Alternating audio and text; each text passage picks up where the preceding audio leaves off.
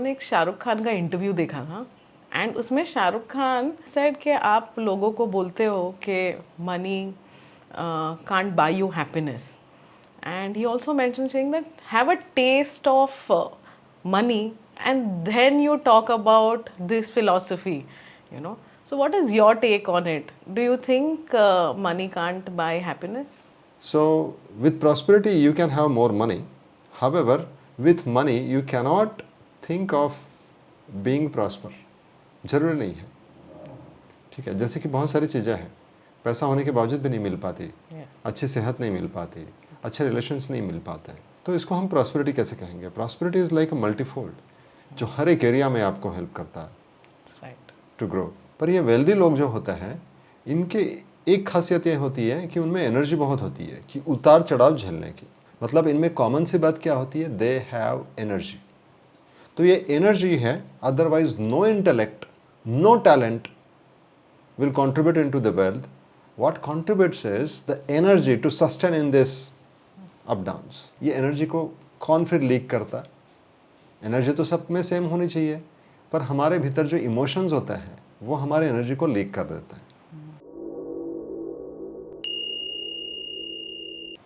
नमस्ते everyone, my name is Bijal Chawla और आज हम विभूश्री के साथ हैं and we will be discussing a very interesting topic which is very close to all of us. That's finance, prosperity and abundance. And let's go forward and meet Vibhushri. Namaste Vibhushri. नमस्ते जी. Yes. Let's discuss the very important topic, that's money. Sure. Yeah. And money is very, very close to us and we attach a lot of value to it. So when we talk about abundance and versus scarcity, what mindset should we have, and when we change this mindset, how does it help us?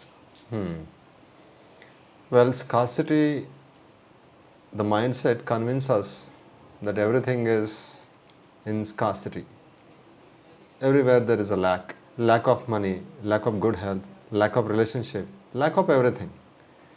And at the same time, the abundance mindset says enough of everything. There is enough. हर किसी के लिए बहुत सारा, जिसको हम प्रचुर भी कहते हैं. So विभूश्री, ये क्वेश्चन अबाउट अबंडेंस था कि एंड अबंडेंस हम आजकल बहुत सुन रहे हैं, बहुत बातें होती है अबंडेंस के बारे में. सो एक अबंडेंस का माइंडसेट वर्सेस स्कैर्सिटी का mindset, will it change how we grow financially? जी बिल्कुल.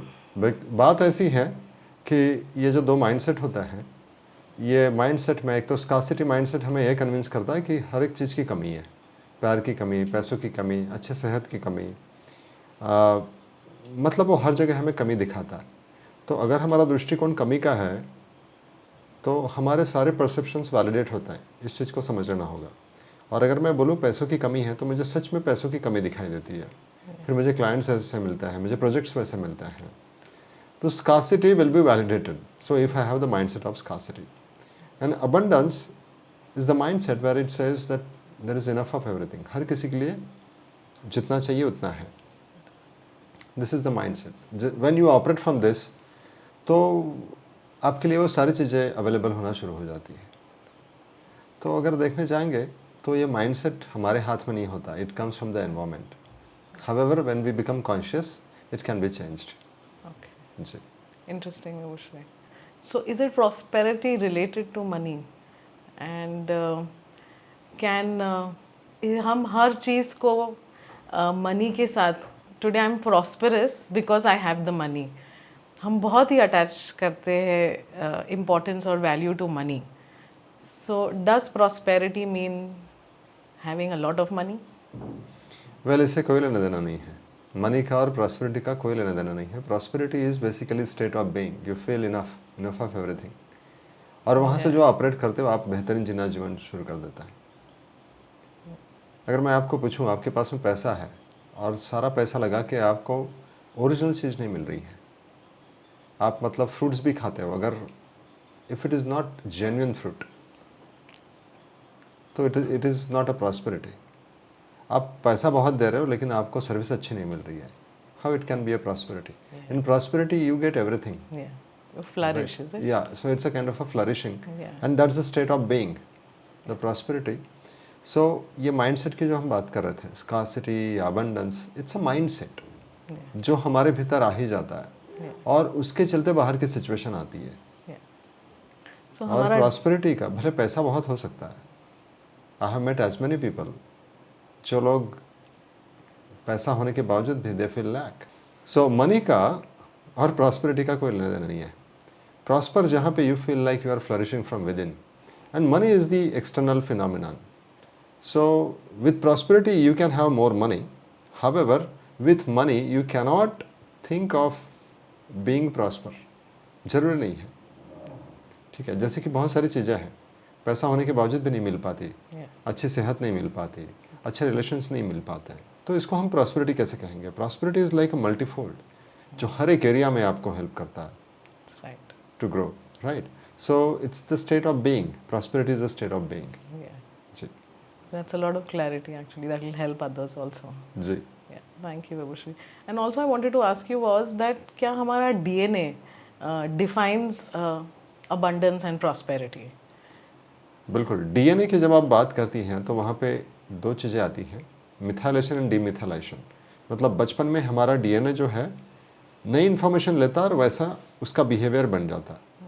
जैसे जैसे आपकी एज बनती है वैसे वैसे आपका डीएनए बंद हो जाता है, नया बिहेवियर को सेट जो करा हुआ होता है बचपन में उसी को फिक्स कर देता है, फिर वो चेंज नहीं कर पाता। बहुत सारे लोगों के डीएनए बचपन में ही इस तरीके से मोल्ड हो जाते हैं कि दे struggle a lot.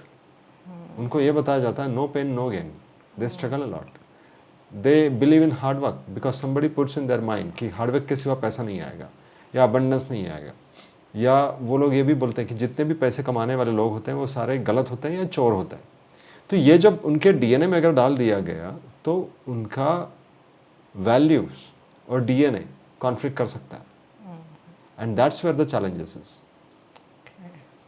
So DNA का अगर मेरे पुरखों से ही कहीं सारा लैक रहा है, स्कार्सिटी रहा है, तो इवन मेरे लाइफ में भी स्कार्सिटी और लैक रहता है। आपने देखा होगा जिस तरीके से माँ खाना बनाती है वैसे ही बेटी बनाती है, Yeah. जिस तरीके से फ्रिज में रखा जाता है सामान वैसे ही बेटी भी रखती है, right? Exactly similarly the way we earn money, the way we save money and the way we conduct our life is largely the copy to our ancestors. Influence. It's kind of influence. Yes. तो ये influence जो होता है एक तो हमारे पूर्वजों से आता है और दूसरा एनवायरनमेंट से आता है, Right. और वो बचपन से ही कोड हो जाता है। So what you absorb, what you watch is very very important. जी जी, ये सारी बातें हमारे डीएनए में आ जाती आ हैं। जाते हैं। तो इट कैन बी प्रॉस्पेरिटी और इट कैन बी स्कार्सिटी, दोनों चीज़ें हमारे डीएनए में आ जाती है। जी, मोस्ट ऑफ द टाइम हम स्कार्सिटी ही अब्जॉर्ब कर लेते हैं। Yeah. हमने एक शाहरुख खान का इंटरव्यू देखा था एंड उसमें Shahrukh Khan said something, he said कि आप लोगों को बोलते हो कि money can't buy you happiness, and he also mention saying that have a taste of money and then you talk about this philosophy, you know. So what is your take on it? Do you think money can't buy happiness? Well, अभी किसने क्या बोला है, वो everybody has their own priorities कि priority क्या है। पर इतना ज़रूर बोलूँगा कि उन्होंने जैसे बोला कि पहले पैसे कमाइए फिर बाद में फ़िलासफ़र बन जाइए, Yes. उसके पहले का फ़िलासफ़र बनने का मतलब नहीं है। एक तरीके से सही भी है, और मैं ये बता दूँ आपको, पैसे ना होने के पहले फ़िलासफ़र बनना, पैसे होने के बाद में फ़िलासफ़र बनना, ये दोनों अवस्थाएं कैन बी डेंजरस। ठीक है, और किसी भी अवस्था में फ़िलासफ़र बनना कैन बी डेंजरस, क्योंकि सारी फ़िलासफ़ी आपको बहुत ज़्यादा खींचती है। मैं आपको अर्थवर्म की स्टोरी बता रहा था। अर्थवर्म का क्या होता है कि केचुआ दोनों जगह पे खींचता है खुद को ही। एक अगर उसकी फ़िलासफ़ी अलग है और उसको काम कुछ अलग करना है, ये दोनों अगर खींचें उसको तो वो बहुत जल्दी थकान में आ जाएगा, है कि नहीं? That's true. There will be huge conflict, और एक कॉन्फ्लिक्ट ही उसको उसके लाइफ में बहुत बड़ा चैलेंज हो जाएगा। तो इसी के चलते हमें अगर भगवद गीता की बात करें तो भगवद गीता में 6 अध्याय में 3 वर्ष में एक बात लिखी है कि जो व्यक्ति अपने जीवन में योग के जरिए आगे बढ़ना चाहता है वो कर्म करे, और कर्म कारण उच्यते, उसका कर्म होना चाहिए, पर कर्म भी कौन सा, कि जो उसके डीएनए से सुटेबल हो, वो कर्म करने से वो आगे बढ़ेगा और फ्लरिश होगा। ठीक है, कर्म कारणम उच्यते। पर जिसका ये सब हो चुका है, एक बार वो फ्लरिश हो चुका, एक बार वो इसके आगे निकल चुका, तो फिर उसका श्रम कारणम उच्यते। श्रम यानी जो उसके जो पैटर्न्स हैं, या जो अभी भी कुछ करना है, अभी भी कुछ करना है, क्योंकि आप कितना कमाओगे, वहाँ देयर हैज़ टू बी। तो यहाँ पे फिर मैं साइकोलॉजिस्ट कार्ल युंग की बात कहूँगा। ठीक है, उसने क्या कहा कि आपका जो पहला 50% जो है, you should spend in earning, and rest of the 50% of your life should be to release it off, खाली कर देने में लग जाओ, not externally, internally you get detached. ठीक है, तो ये भी ज़रूरी है कि हम एक सही अमाउंट में, एक राइट अमाउंट में, या एक तय कर ले कि इतना इतना मैं कर लूँगा, and then I will start getting detached from it. This is also very important, because what is life, अगर आपकी लाइफ प्रायोरिटी है then you will do this. If your life is not priority, because there are two kind of people are living in this world, one is living for the gratitude to the divine, and second kind of people, those who are living for the gratification for their own. However, all the gratification will lead to the a kind of suffering. ये अब तक इतने 5000 सालों में या कई सारे सालों में लोगों ने ये फाइंड आउट किया है कि खुद के लिए जो भी काम करता है, ultimately it is going to bring a great suffering. The more the gratification, the more the suffering. हालांकि there can be a kind of a balance between gratification and gratitude, then yes, this is the journey of yoga, where the abundance is also worshipped, is it not? अभी जैसे दिवाली आ रही है, तो दिवाली के दौरान तो हम क्या करते हैं, we worship abundance।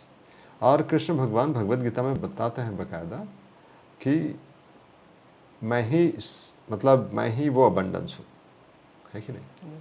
Yes. So you are saying that you can't buy happiness, but when you choose clarity and you say that when you are clear with your thoughts of whether you want gratification or gratitude, happiness just flows. Is that Yes, clarity and priority. And With clarity the priority priority comes. Yes. विभूश्री, हम जो value attach करते हैं money के साथ और wealth के साथ, हमें लगता है दैट हम एफर्ट करेंगे और एफर्ट लेंगे तो हमें वेल्थ और मनी मिलेगा। सो व्हाट डू यू से ऑन दैट? इज़ हमको अगर स्पिरिचुअली ग्रो करना है तो क्या हमको ये एफर्ट डालना ज़रूरी है? Does it work effortlessly? Because it's a conflict between, if you want to earn money तो भाई मेहनत करनी पड़ेगी, एंड हम स्पिरिचुअली ग्रो करना चाहते तो हम बोलते हैं कि सब एफर्टलेसली होना चाहिए। तो how do you resolve this conflict? पहली बात तो एफर्ट और कॉन्फ्लिक्ट ये माइंड पैटर्न्स हैं, ये मेरे माइंड में है, ये मेरे जहन में है, तो मेरे से वही होगा। इससे कोई लेना देना नहीं है, अबंडेंस का, प्रॉस्पेरिटी का, इससे कोई लेना देना नहीं है। मुझे बचपन से प्रोग्राम किया गया है एफर्ट करो, तो आई मीन एफर्ट। बचपन से मेरे दिमाग में कॉन्फ्लिक्ट डाला गया है, दो अलग अलग चीज़ें, मैं हमेशा कॉन्फ्लिक्ट में ही रहूँगा। दूसरा कन्फ्यूजन, हमेशा कन्फ्यूज रहूँ, तो that is the my state. तो मेरा स्टेट से बहुत ज़्यादा ये प्रॉस्पेरिटी और अबंडेंस दूर चले जाता है। ये मेरे स्टेट से, मैं state of confusion, conflict and the effort, ये अगर मेरा स्टेट है तो कैसे आ सकता है प्रॉस्पेरिटी? कैसे आ सकती है? Because prosperity is again comes with the ease, ये हमें समझना है। तो पहले तो मुझे ये देखना होगा कि ये मेरे पैटर्न्स हैं एफर्ट के, रेस्टलेसनेस के, कॉन्फ्लिक्ट के, कन्फ्यूजन के, और ऐसे कई सारे। मैं आपको एक स्टोरी बताऊंगा। I was travelling in a boat, तो मैं बोट पे ऐसा देख रहा था, और एक ऐसा बंदा था, वहाँ का लोकल कोई बंदा था, ये गांव का एरिया था। तो पिताजी अपने बेटे को बोल रहा था, बेटा तुम्हें पता है ये जितने भी अमीर लोग होते हैं ना, मक्कार होते हैं, एक नंबर के मक्कार होते हैं। और बेटा सुन रहा था एकदम। तो जैसे मैंने आपको बताया कि बचपन में डीएनए बहुत ओपन अप होते हैं, they pick up everything whatever been share. अभी ये पिताजी इस तरीके से बोल रहे थे कि सारे अमीर मक्कार होते हैं। क्यों? क्योंकि वो अपने आप को जस्टिफाई कर रहा था कि why I am not rich, you know, क्योंकि मैं मक्कार नहीं हूँ। अभी ये बेटा किस तरीके से लेगा इंफॉर्मेशन कि एक तो मुझे मक्कार होना पड़ेगा या आई रिस्पेक्ट माई फादर, मुझे मेरे फादर जैसे अच्छा होना पड़ेगा. This is what he perceives, right? So this is a kind of a perception. Now this he has picked up this perception. तो ये सारे एफर्ट, कॉन्फ्लिक्ट, कन्फ्यूजन, ये सब बचपन से हमारे अंदर आना शुरू हो जाता है. इससे कोई लेना देना नहीं कि आप हार्डवर्क करते हो या स्मार्ट वर्क करते हो. ठीक है, अगर आपको कोई बताएगा अभी कि स्मार्ट वर्क करो, आप कैसे करेंगे? आपसे होगा ही नहीं. You have been program to do hard work. और अगर आपको हार्डवर्क करने का चांस नहीं मिला और पैसा मिल रहा है तो आपको वो हजम ही नहीं होगा. मतलब आप खुद ही नहीं उसको एक्सेप्ट करोगे. आप बोलोगे ये मैं कैसे कर सकता हूँ. मैं आपको एक स्टोरी बताता हूँ पुणे की, जहाँ पे मतलब एक बंदा बाइक से जा रहा था. 3-4 चोर लोगों ने उसको घेरा और उससे जो था उसके पास में सब ले लिया. एंड फिर बाद में उसको मारना शुरू किया. एंड ही इज़ लाइक कि अरे सब तो ले लिया, आप मेरे पास में कुछ नहीं, मार क्यों रहे हो? तो बोलता देखो भाई, हम मेहनत की कमाई खाते हैं. तो मतलब ये हार्डवर्क जो है, this is like imbibed in our DNA. But ये इतने सालों का कंडीशनिंग है जो हम बचपन से देख रहे हैं और हमको कंडीशन किया गया है by everyone, the environment. How do you deprogram that? How do you get rid of it? जी, सो पहली बात कि हमारा पूरा लाइफ ही प्रोग्राम से चलता है, कंडीशन से चलता है. All the patterns are running our life. We think I am living my life, but no, it's all patterns. The only and only way to come out of all these patterns and conditioning is to bring the awareness in our life. However, awareness is not so easy because our awareness is basically encroached with all the patterns and perceptions. तो हमें एक कदम उठाना है पहले कि भाई ये patterns और परसेप्शन से फ्री होना है हमें. फिर नेचुरल स्टेट क्या बचेगी? वो बचेगी अबंडेंस की, जिसको हम भाव कहते हैं. वरना अभाव, ये आप जो प्रॉस्पेरिटी की जो बात कह रहे हैं, हम उसको भाव अभाव इस तरीके से बात करते हैं. भाव यानी द फुलफिलमेंट और अभाव मतलब स्कार्सिटी, कमी. सो अगर आप पूछ रहे हैं कि कैसे इसको डीबर्डन करें, कैसे रिप्रोग्राम करें, तो सबसे बेहतरीन सॉल्यूशन यही है भाव. भाव यानी लव, उस प्यार को महसूस करना और अवेयरनेस में ग्रो करना, यही इसका सॉल्यूशन है. When you grow in awareness, you start to see these are the patterns. Yes. And when you start to see, your observation is like a fire. उसको जला देते हैं पैटर्न्स को. जी. And how easy it is to come in awareness? How do you walk that first step to awareness? आपका question ये है कि हम अवेयरनेस में कैसे आए सो दैट हम अपने आप को रिप्रोग्राम कर पाए. देखो, पहली बात तो हमारे प्रोग्राम्स इतने होते हैं कि हम अवेयरनेस में नहीं आ पाते. ठीक है, तो पहले मुर्गी या पहले अंडा? ठीक है, ये ऐसा सवाल है. तो पहले हमें चाहिए कि अवेयरनेस में ग्रो करें. अवेयरनेस में ग्रो करने से हमें पता चलता है कि this are all my patterns. और अवेयरनेस को कैसे बढ़ाएं? तो अवेयरनेस को बढ़ाने के लिए हमें ऐसे लोगों के साथ में रहना होगा कि जो ऑलरेडी अवेयरनेस में है. उनका प्रेजेंस हमारे लाइफ में हमारे अवेयरनेस को ग्रो कर देता है. Yes. क्योंकि उनके डीएनए के वाइब्रेशंस हमारे डीएनए वाइब्रेशंस पे काम करता है. And that's how the awareness gross.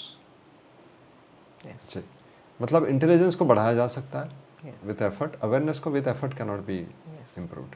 Will have to stay with the people in association, those who have already worked on their awareness enhancement. Yes. Because a lot of people would not know how to go ahead with this, you know. They want to come in awareness, but yet they don't know how to move around with and whom to approach and how to go about with it. So, Vibhushri, do you think that we can follow our passion without compromising on the wealth aspect or the financial aspect? So if I am very passionate about something, you think that is it possible for me to earn money, get the abundance through that passion, or do I have to compromise or sacrifice my passion? आप जब बात कह रही हो passion की, तो हमें देखना पड़ेगा कि क्या ये सच में आपका पैशन है. क्योंकि बहुत दफ़ा we get influenced, and most of the time the influence we say this is my passion. और मैंने अभी तक कई सालों में मैंने एक चीज़ देखा है, जो लोग बोलते हैं ये मेरा पैशन है, वो कुछ सालों के बाद में उनको पता चलता है ये मेरा पैशन था ही नहीं, है ना। तो भगवत गीता में एक बात आती है, कर्मण्या कामान्या कर्मणा न्यास, मतलब कि किसी और चीज़ को देख के आप इन्फ्लुएंस होके मत बोलिए, वैसा काम मत करिए। हो सकता है कि आप इंस्टाग्राम देख रही हो, कोई कुछ कर रहा है, उसको देख के आप इन्फ्लुएंस हो गए, तो हो सकता है कि वो आपको और मिसगाइड कर दे। मैंने थोड़ी देर पहले आपको कर्म की बात कही, कर्म मतलब मेरे लिए जो कर्म बना हो, मेरा स्वधर्म क्या है।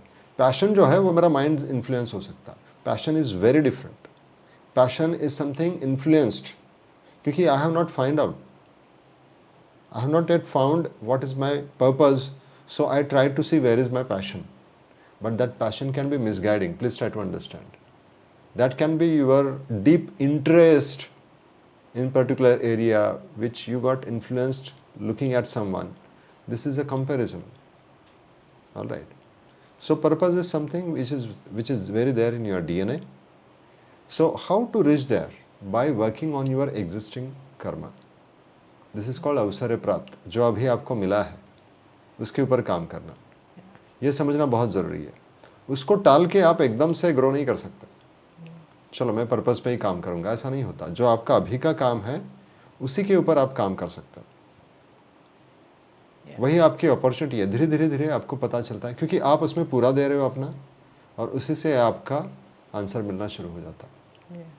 Because a lot of us are lost, yes, and there is a conflict between passion and work, and we are always driven by passion. Correct. Yeah. So, Vibhushri, what are the common myths about money? A lot of people are, they're held back by money and the attachment for money. So, what are the myths that are related to money? जी, myths तो मतलब जैसे कि पेड़ पे पैसे पेड़ पे नहीं लगते, ठीक है, ये ऐसा जब बोला जाता तो इसका मतलब क्या लेते हैं हम लोग? मतलब ये एग्जैक्टली वैसे के वैसे मतलब नहीं लेते, लेकिन इसके पीछे का नोशन कि money is not so easy, ठीक है। तो money is not so easy, this is a notion, this is what we pick up, okay. And more than the notion, when we say notion, it's the energy of that idea कि money is not easy, तो उसके vibrations हमारे अंदर चले जाते हैं। पैसे कमाना आसान नहीं है, पैसा बहुत मुश्किल है, पैसे के लिए बहुत हार्ड वर्क करना होता है। तो ऐसे कई सारे आइडियाज़ और धारणाएं, या जिसको आप मिथ कह रहे हो, ये सारी बातें हमारे अंदर आ जाती है, और वैसे ही हमारे लाइफ की चीज़ों को वैलिडेट होता है। थोड़ी देर पहले जैसे मैंने आपको बात बताई कि कैसे एक पिताजी ने अपने बेटे को बताया कि जिन लोगों के पास में पैसे होते हैं वो सारे मक्कार होता है। तो अगर ऐसे मेरी धारणा बन गई, और अगर सच में मेरे पास में पैसा आ रहा होगा, तो फिर मेरे वैल्यूज़ कॉन्फ्लिक्ट करेंगे कि क्या मैं मक्कार बनते जा रहा हूँ, ठीक है, या तो फिर मैं पैसा छोड़ दूंगा। तो इस तरीके से ये मिथ्स मेरे ऊपर ऑपरेट करता है। So, saving money is also one of the biggest myth. Or is Yes, not? saving money is also a kind of a thought process, because we do not have any control as such, if we see. पर इसका मतलब हमें एक चीज़ को समझना होगा कि it is not about extravagant, it is about utilizing the money. उसको होल्ड भी नहीं कर सकते, उसको बहुत ज़्यादा होल्ड नहीं कर सकते, पर जहाँ पे ज़रूरी है वहाँ पे डेफिनेटली उसको अच्छे कार्य के लिए यूज़ करना होगा। Are we utilising it for the gratification और the gratitude? That is the question. जी, संत तुकाराम महाराज कहते हैं कि 3 चीज़ें बड़े ही सही तरीके से यूज़ करनी है, इस तरीके से यूज़ करो कि लोगों के जीवन में उद्धार आए। वो 3 चीज़ें क्या है? वाणी, मतलब हमारा बोलना, दूसरा पानी, यानी पानी की जो ज़रूरत है आज दुनिया में, और तीसरा वो है नाणी। नाणी मतलब कॉइन्स को नाणी कहते हैं। So how do you use it? It's very important. Yes.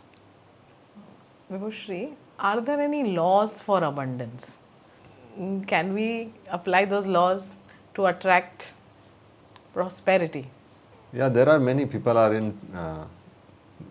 talking about it. There are many trends and mainly the secret and the law of attraction. Yes, there can be many laws. However, I'm not very keen on talking on these subjects. If you see, I have personally used all these secrets and laws in my childhood only to realize they can misguide you.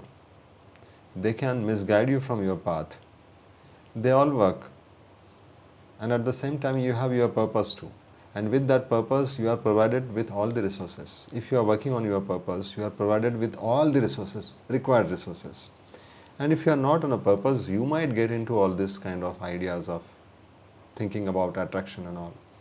I believe in the manifestation. Now there is a huge difference. However, people relate manifestation and law of attraction is same, but the manifestation comes from the very Upanishad. It is about Abhasvad, the illusion, and the Arambhavad. It's a theory. They don't say law, they say it's a theory.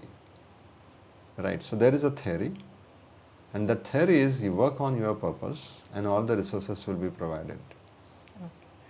Yes. So you're also trying to say that when we are talking of law of abundance, is it that we are creating more desires through those laws? When you say laws, what happens is our mind gets into the number of desires. कई सारी इच्छाएं बन जाती है और ये सारी इच्छाएं हमें दिक्कत में डालती है. जितनी ज़्यादा इच्छाएं, क्योंकि एक रूल ऐसा है, जितनी ज़्यादा आपकी इच्छाएं हैं ना और जितना ज़्यादा आपने क्रिएट किया वो सारा आपको कंज्यूम भी करना है. अगर आपने कंज्यूम नहीं किया तो वो सड़ जाएगा. ठीक है. और सड़ी हुई बात को हम कर्म कहते हैं, बुरे कर्म कहते हैं. ठीक है. मतलब मैंने एक पेड़ से बहुत ज़्यादा आम तोड़े तो फिर मुझे खाने भी है, तो मुझे कितने आम तोड़ने होंगे? जितने मैं खा सकूं या जितने मैं लोगों में बांट सकूं. और अगर मैंने बहुत तोड़े और सारे सड़ गए तो मुझे लेके घूमने हैं बाकायदा. So that can be dangerous. And possibly मैं ऐसे आम तोड़ूं कि शायद जो मेरे लिए नहीं हो. तो इसीलिए ये जो मैनिफेस्टेशन का जो थ्योरी है वो ये कहता है कि आप वो मैनिफेस्ट करेंगे कि जो आपके लिए ज़रूरी है. वरना भगवद गीता का और एक सूत्र है, इच्छा द्वेष समुत्थेन द्वंद्व मोहेन भारत. भारत मतलब जो ऑलरेडी भाव में रत है, उसको वो भारत है, पर वो मोहित हो गया. कहाँ से? इस द्वंद्व से. उसके जीवन में द्वंद्व आएगा ही आएगा, कन्फ्यूजन आएगा, ये करूँ या वो करूँ. अगर पैसा आ भी गया तो वो सोचेगा मैं अब इस पैसे का क्या करूँ, पैसे को कैसे बचाऊँ. मतलब कई सारी उसके पीछे यातनाएं पीड़ाएं लग जाएगी, कई सारा सोच लग जाएगा.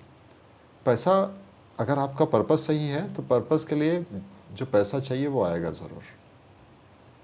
If you are working for the gratitude, उस ग्रैटिट्यूड को यूटिलाइजेशन के लिए जितना रिसोर्सेज चाहिए वो आएंगे ज़रूर. पर ग्रेटिफिकेशन के लिए कितना भी रिसोर्स आए वो तो कम ही पड़ेगा, है ना. Very nice thought and it's very deep thought. Vibhushri, do wealthy people think differently than others? Do they have any patterns or traits or a certain habit which makes them wealthy? बिल्कुल. एक चीज़ को समझना होगा, हर एक के जीवन में उतार चढ़ाव आता है. ठीक है. पर ये वेल्दी लोग जो होते हैं इनके एक खासियत ये होती है कि उनमें एनर्जी बहुत होती है कि उतार चढ़ाव झेलने की. उतार आया चढ़ाव आया, उतार आया चढ़ाव आया, और इससे थकते नहीं है जल्दी. मतलब इनमें कॉमन सी बात क्या होती है? They have energy. तो ये एनर्जी है. Otherwise no intellect, no talent will contribute into the wealth. What contributes is the energy to sustain in this up downs. Are you getting it? Yeah. तो energy मतलब क्या है? ये energy को कौन फिर लीक करता है? एनर्जी तो सब में सेम होनी चाहिए, पर हमारे भीतर जो इमोशंस होते हैं वो हमारे एनर्जी को लीक कर देते हैं. और अगर लीक हो गई तो हमारी एनर्जी ड्रेन हो जाती है और पहले ही उतार चढ़ाव में हम टाइटा फिश हो जाएंगे. तो वेल्दी कैसे बनेंगे? तो एक सस्टेनेंस जो चाहिए, एक जो कंटिन्यूएशन जो चाहिए, उसके लिए जो हमारे इमोशंस होते हैं वो अगर आप देखेंगे, the wealthy people, I consider them is a yogi, उद्योगी जो उदय की तरफ जिनका योग हो. तो they do it, they stretch. Yoga में क्या खासियत है? स्ट्रेच करना. तो वो भी अपने एनर्जी से इस उतार चढ़ाव को खींच लेते हैं और आगे चल के वो वेल्दी बन जाते हैं.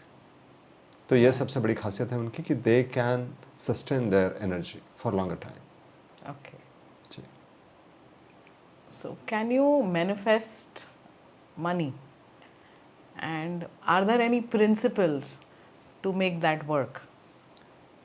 जी, सो जब मैनिफेस्ट की बात आती है तो मनी ही क्यों, ठीक है, because we think money is everything. This comes from the idea कि मनी से ही हमारा जीवन आगे बढ़ सकता है, ठीक है. सबसे पहली बात, मैनिफेस्ट लॉ की जो आप बात कर रहे हैं, लॉ ऑफ अट्रैक्शन में, उसमें माइंड को बहुत इंपॉर्टेंस है. माइंड के सारे थॉट्स और हमारा लाइफ जो होता है, ये मैं पहले ही बता दूं, इट इज़ अ फिलॉसफी दो, पर ये पहले ही बता दूं कि अगर मेरा विचार ये है कि मेरे जितने भी मेरे दिमाग के विचार हैं वो सारे पूरे हो जाएं तो मुझे खुशी आएगी, ऐसा नहीं है. इनफैक्ट ये काफ़ी बड़ी दिक्कत हो सकती है.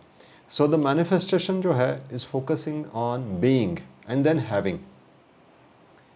और बाकी सारी जितने भी लॉज और जो टेक्निक्स आप बता रहे हैं, they are talking about visualizations, thinking and thinking big and all those stuff, पर ये सारी बातें आपको डिज़ायर्स में ले जाती है.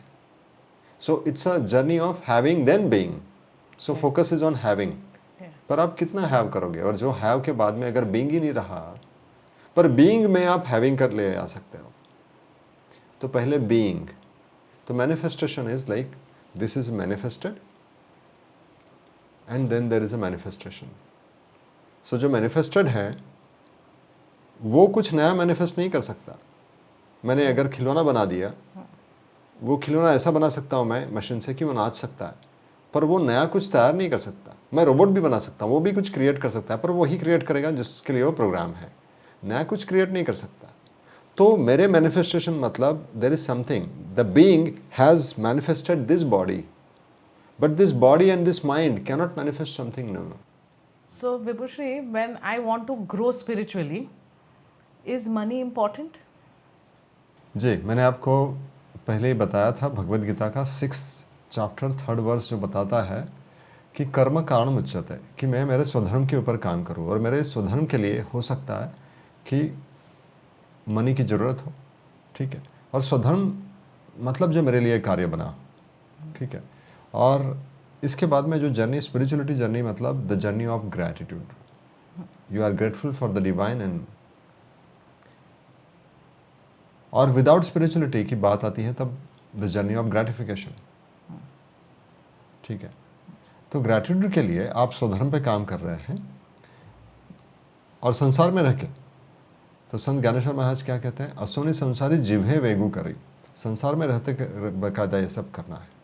और अगर आपका धर्म ऐसा हो कि जहाँ पे पैसा आ ही रहा है, तो उसको आप ग्रैटिट्यूड के लिए यूज़ कर ही सकते हो, ठीक है.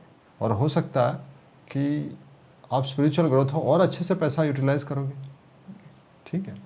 तो इसमें कोई दिक्कत नहीं है. तो पैसे का और स्पिरिचुअलिटी का बहुत ज़्यादा कंसर्न नहीं है.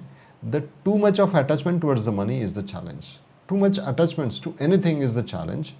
But today people have too much of attachment towards the money, and that's where we start to see the disturbance in the area of relationship, career, health, and all the places, and possibly because of which people must be avoiding it. However, I don't see any reason to avoid the money as such. And in fact, we can have good amount of money. If you have skills, you can utilize that for the gratitude. If you have talents, you can utilize that for the gratitude purpose. Yes, why not? So, if I want to be spiritually on a higher path spiritually, I don't need to leave the sansari jivan, or I don't need to go to the mountains or become a sannyasi to live a spiritual life. Absolutely, absolutely. Yeah. In fact, the people, those who have left, possibly it can be escapism. Okay. For many, they have left with the clarity. Yeah.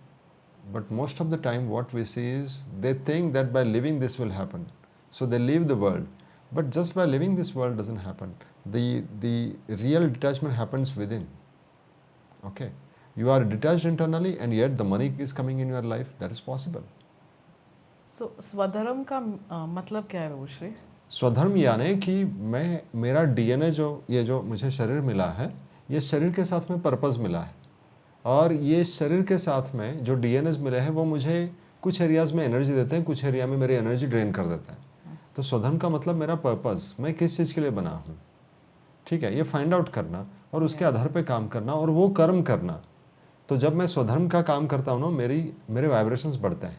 ये भगवत गीता में बात आई है कि मेरे vibrations बढ़ते हैं। जब मैं स्वधर्म का काम नहीं करता हूँ तो मैं भले कितना भी खींच लूँ अपने आप को, लेकिन मेरी एनर्जी ड्रेन हो जाती है। So it is very important for me to work on my स्वधर्म। स्वधर्म मतलब कि मेरा पर्पस, और उसी को हम कर्म भी कहेंगे। तो एक ऐसा कर्म करना है मुझे कि जो मुझे उद्धार की तरफ ले जाए। तो इसमें संन्यास होने की बात ही नहीं है, हमें कुछ छोड़ने छाड़ने की बात ही नहीं है, ठीक है। और जब आपका उद्धार हो जाता है, आप एक स्टेबिलिटी प्राप्त कर लेते हो, फिर आपको कर्म को, सारे कर्मों को शम करना होता है। कौन से? कि जो मैंने उठा लिए हैं। समटाइम्स वी गेट इन्फ्लुएंस्ड, कई सारी चीज़ों को इन्फ्लुएंस जो है उसको मुझे शम करना होता है। शम मतलब रिलीज। समझो मैं अपने एरिया में काफ़ी ग्रो कर गया, now it is required for me to get into the focused way. और फोकस तभी रहेगा कि जब मेरे सारे इन्फ्लुएंस को मैं रिलीज़ कर दूँ। बहुत दफ़ा क्या होता है, मेरे अंदर बहुत सारे इन्फ्लुएंस होते हैं, और आज के डेट में तो इतने इन्फ्लुएंस होते हैं, ये भी करो, वो भी करो, ये भी अच्छा है, वो भी अच्छा है। और मैंने काल युग की बात कही है आपको कि आपके मिड लाइफ के बाद में आपने जो भी अचीव किया है उसको अभी रिलीज़ करते जाना है, so that you will be able to enjoy more, ठीक है। और आजकल तो बहुत इन्फ्लुएंसर्स हैं जो बिल्कुल बिल्कुल जी। सो हमारा ध्यान एक जगह बना रहे, ये बहुत ज़रूरी है। सो विभूश्री, अभी ऑन साइट ऑफ दिवाली हम फेस्टिविटी में आ रहे हैं। सो बहुत सारे रिचुअल्स हैं रिलेटेड टू दिवाली, लक्ष्मी पूजन एंड अबंडेंस के लिए, प्रॉस्पेरिटी के लिए। So how significant are these rituals? Basically, all these rituals are nothing but the expression of gratitude, if you see. आपको कैसा लगता है दिवाली में? Do you feel expanded? Yeah. It's nothing but the gratitude. And all these rituals are nothing but the expression of gratitude. Gratitude. इसमें हम जैसे बताइए आपको बात कि हम अबंडेंस को भी वर्शिप करते हैं, हम भाव की पूजा करते हैं, ठीक है। और इसमें एक जैसे धनतेरस से शुरुआत होता है ये, तो ये धनतेरस क्या है? धन यानी हमारा सबसे बड़ा जो संपत्ति है वो है हमारा attention. Putting attention on one thing, because our attention is very expensive, right. And सारा पैसा कहाँ से आता है? लोगों का अटेंशन खींचने से। जितने भी सोशल मीडिया चैनल्स हैं वो क्या करते हैं? They are dragging your attention, right, and they are earning money. It means your attention is the real abundance. वही धन है हमारे लिए। उस धन को यूटिलाइज करना एक एरिया में, तो वहाँ पे हम धन की पूजा करते हैं। And it starts with the Dhanteras. Dhanteras क्या है? अभी धन यानी attention, this is what we learn. And तेरस मतलब क्या? The cycle. तेरस is, if you see, it is a cycle. Cycle of what? जो लूनार साइकिल कहते हैं, मून का साइकिल होता है। सो तेरस को हम क्यों पूजा करते हैं? धनतेरस यानी इट्स ए साइकिल की पूजा है, कि नेचर का एक साइकिल है, उससे हम अलाइनमेंट में आ रहे हैं और हमारा अटेंशन भी उस दिशा में ले जा रहा है। Wow, this is very interesting. Yes, this is not something that we have heard about और नोन। बिल्कुल, यस। सो धनतेरस मतलब मेरा attention on a cycle alignment, भले ऊपर आए या नीचे जाए, मुझे in any case I need to be in gratitude. So हमने देखा कि दिवाली मतलब ग्रैटिट्यूड, और दूसरा धनतेरस यानी हमारा धन है अटेंशन। हमारा अटेंशन रहे ग्रैटिट्यूड पे in all the cycles. It can be down और इट कैन बी अप। मतलब मेरे जीवन में उतार आए या चढ़ाव आए, मुझे ग्रैटिट्यूड में रहना है। क्योंकि जो उतार अभी मुझे लग रहा है ना, हो सकता है कि मुझे चढ़ाव के लिए आया होगा, बहुत बेहतरीन चढ़ाव के लिए। बहुत सारे लोग सिर्फ चढ़ाव में ही खुश रहते हैं, उतार में फिर सोचते हैं अरे यार मैं तो बर्बाद हो गया, मैं ये हो गया, वो हो गया। ऐसे नहीं है। हमारा अटेंशन ऑलवेज, जैसे ठेविले अनंत तैसे चिराहावे चित्त असुदैवे समाधानी। मतलब क्या है? मतलब है कि जैसे हमें डिवाइन ने रखा हुआ है, ऊपर तो भी ग्रैटिट्यूड, नीचे तो भी gratitude, in all the case gratitude. कोई भी साइकिल हो, ग्रैटिट्यूड। सो उसको धनतेरस कहा है, the attention of gratitude, the cycle full of attention with the gratitude. This is what the Dhanteras is and this is what the Diwali is. So इसी के चलते हम पटाखे जलाते हैं, दिया जलाते हैं, सो दैट एक लाइट आ जाए, हम we can express our gratitude. This is what the Diwali is. Celebrate the gratitude, celebration, yes. हालांकि अभी वो बहुत सारे एरियाज में नॉइजी हो गया है, पॉल्यूटेड हो गया है, पर उसका असली मतलब अगर देखेंगे तो हमें अंदर से ग्रैटिट्यूड फील करना है। बाहर से हम कितना भी पटाखे जलाएंगे, दिए जलाएंगे, लेकिन अंदर से ग्रैटिट्यूड नहीं है, it's of no use. No use. So that children, from the beginning, from the childhood, you should start to feel the gratitude and the abundance. इसलिए पटाखे या दिए जलाए जाते हैं, पर उसको हम बाजू में रख दिए हैं अभी, हमारे असली भाव को बाजू में रख दिया और बाहर और पटाखे जलाने शुरू कर दिए। बहुत सारे पटाखे क्यों जला रहे हैं, बहुत सारे दिए क्यों लगा रहे हैं, why so much of pollution? क्योंकि हमें लगता है ज़्यादा करेंगे तो ज़्यादा होगा। ऐसा नहीं होता, अंदर से भाव महसूस होना है। तो बाहर कितना भी करो, आपके अंदर का भाव नहीं बढ़ने वाला। भाव बढ़ने से बाहर की अच्छी चीज़ें हो सकती है। Yes. We have lost the essence of the Yes. festivity. And it's good to know, you know, the Yes. essence. Yeah. तो बहुत ज़्यादा करने से या आप स्कार्सिटी में रहने से आपको सत्य की प्राप्ति नहीं होगी। भगवद गीता में 2 अध्याय में जो बात आई है कि ना अभावो विद्यते सत, अभाव में आपको सत्ता का पता ही नहीं चलेगा, ना सत्य का पता चलेगा, ना अबंडेंस का पता चलेगा। ना असतो विद्यते भावो, और असत को अगर हम फॉलो करेंगे तो भी भाव नहीं आएगा। असत को फॉलो करेंगे। असत क्या है? असत यही कि जो मेरे लिए नहीं बनी है चीज़, उसके पीछे मैं पड़ जाऊं। Nice. असत क्या है? जो मेरे लिए चीज़ नहीं बनी है उसके बावजूद मैं उसके पीछे पड़ा हूँ, वो असत है मेरे लिए। ठीक है। और जो मैं बुद्धि से सोचता हूँ, जो भी बुद्धि से करता हूँ, वो सब असत है, क्योंकि वो परमानेंट नहीं रहने वाला। तो जो कुछ भी मैं ग्रैटिट्यूड के लिए करूँ, that can help me lead towards the सत। Yeah. सो भाव की बात है, अबंडेंस की बात है, और दिवाली जो है पूरा अबंडेंस का सेलिब्रेशन है, द फेस्टिवल ऑफ अबंडेंस। जी, Nice. So that gratitude can create the journey for abundance. Absolutely, yes. Thank you Bijal ji. Bijal ji ने आज जिस तरीके से सवाल पूछे अबंडेंस और दिवाली के बारे में, it was so important to all of us to know. और अबंडेंस का ये फेस्टिवल है, इस दौरान मुझे ये सवालों के जवाब देने में आई फेल्ट ऑनर्ड, एंड मेरी बहुत सारी शुभकामनाएं आप सभी को। May God bless you, peace and prosperity be always with you. और इस दिवाली के दौरान बहुत सारी खुशियाँ हैं आपके जीवन में, बहुत सारी मिठाइयाँ और अच्छी सेहत। और जितने भी वेलनेस वाइब और बोध मार्ग फाउंडेशन के जो व्यूअर्स हैं, उन सभी को once again happy Diwali. Thank you very much. नमस्ते।